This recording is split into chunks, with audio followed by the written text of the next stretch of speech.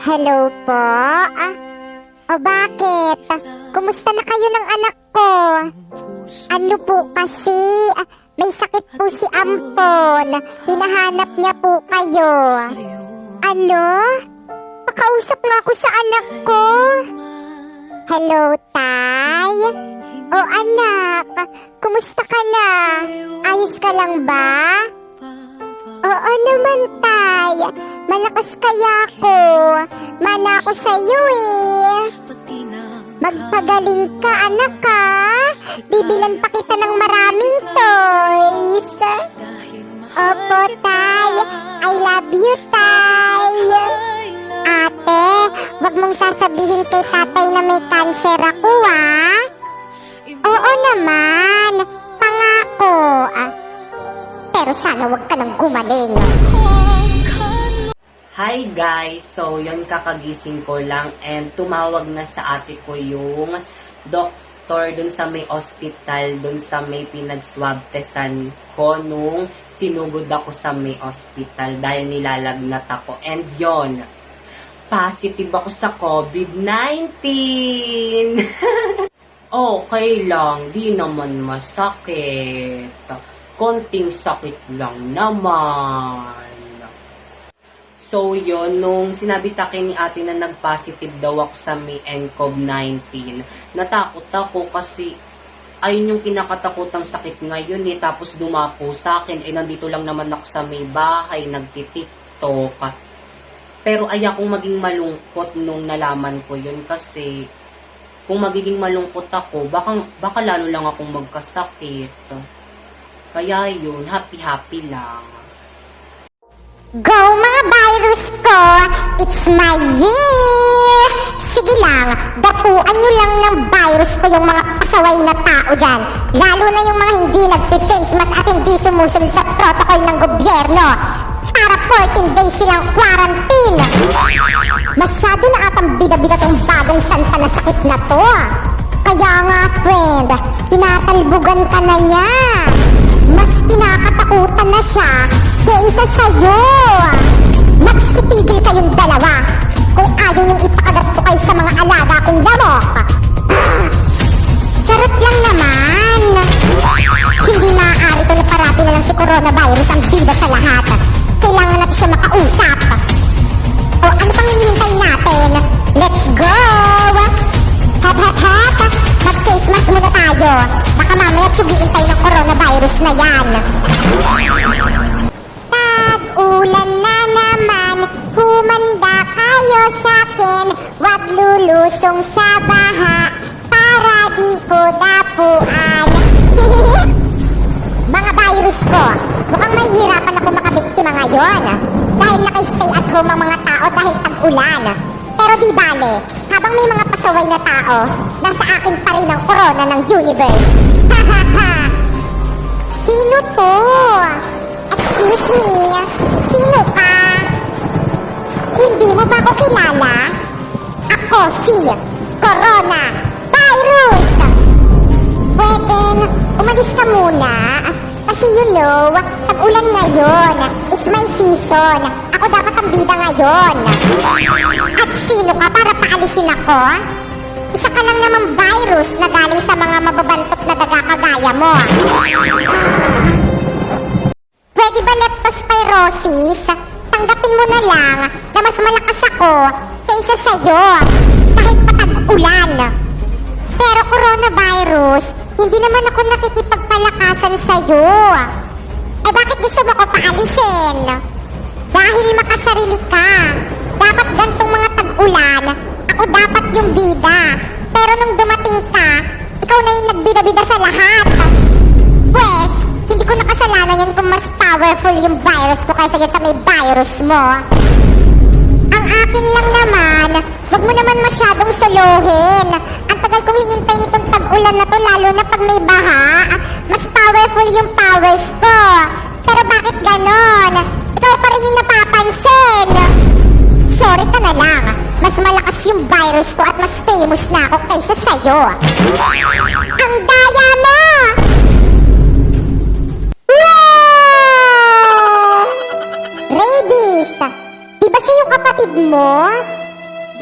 siya umiiyak?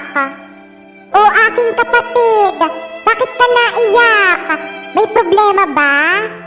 Ate, ano po kasi, yung bagong sakit, si coronavirus, inagawan ako ng moment.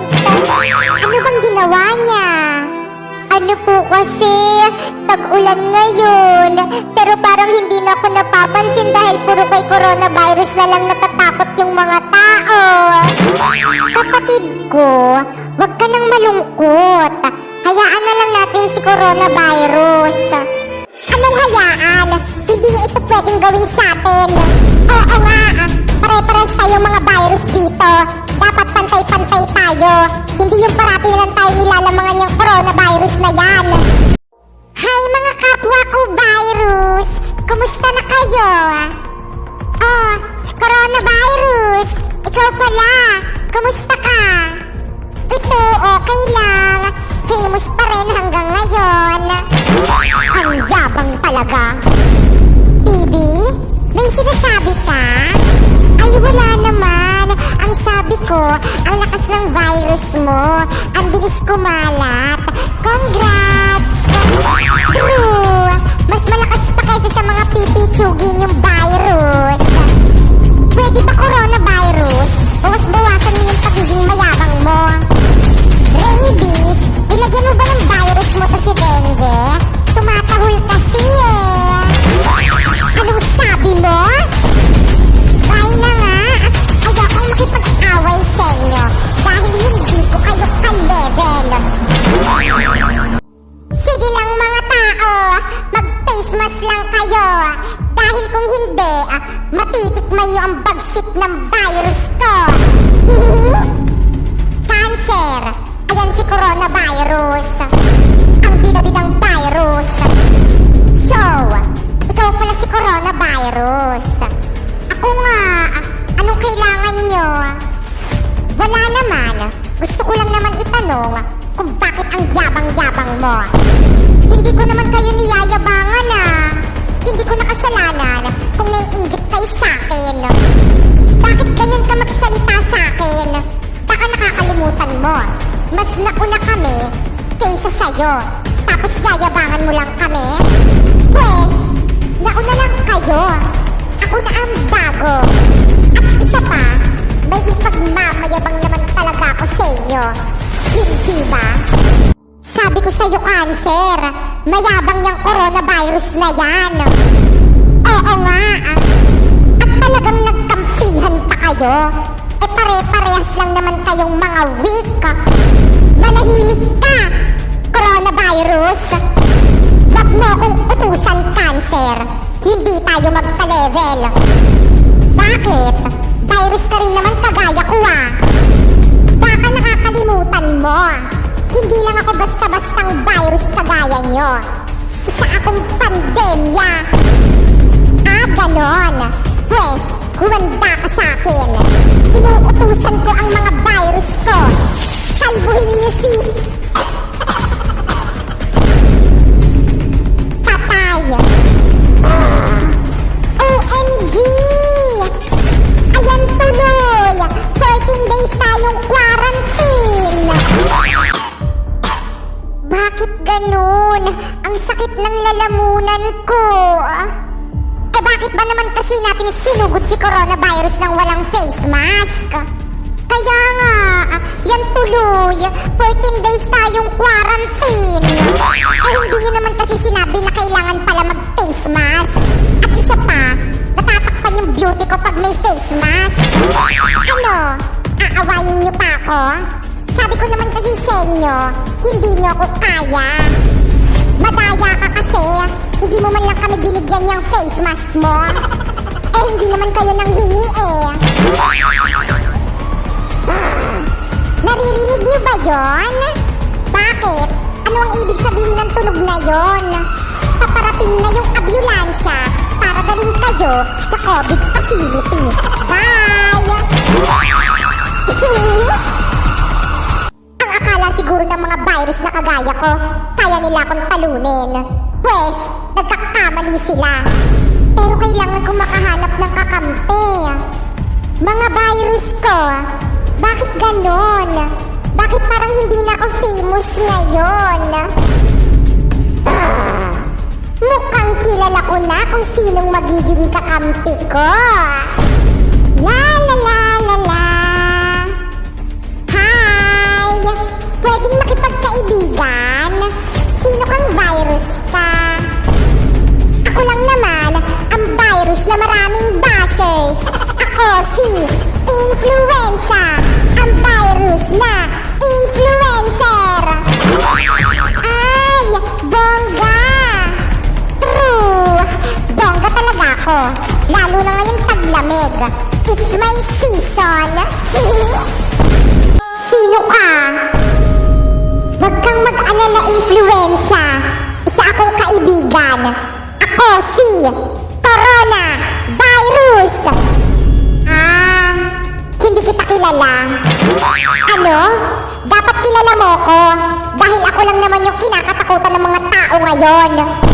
Pwes, hindi na ngayon. Dahil taglamig na, ako na ang bago nilang kakatakutan. Pwes, hindi ako papayag. Anong ibig mong sabihin? Huwag mong sabihin na magbibida-bida ka ngayong season ko. Influenza, hindi naman natin kailangan mag-away. Kung pwede naman tayo magsanib puwersa. Hindi ba? Kaya mga tao, alagaan nyo ang inyong mga sarili. Dahil kung hindi, humanda kayo sa'kin. Sa'min pala. Hoy, brilyante ng apoy. Bakit? Anong problema mo? Brilyante ng putik. Anong putik? Brilyante ng lupa. Putik yung gusto kong tawag sa'yo eh. Ble! Nang-aasar ka lang kasi may inggit ka sa'kin. Kasi mas malakas ako kaysa sa'yo. Anong mas malakas? Alam naman nating mas malakas ako kaysa sa'yo. At hindi lang yon, kaya ko mag-ibang wangis. Kaya ko naman maging hayop. Di na kailangan, mukha ka ng hayop. Anong sabi mo?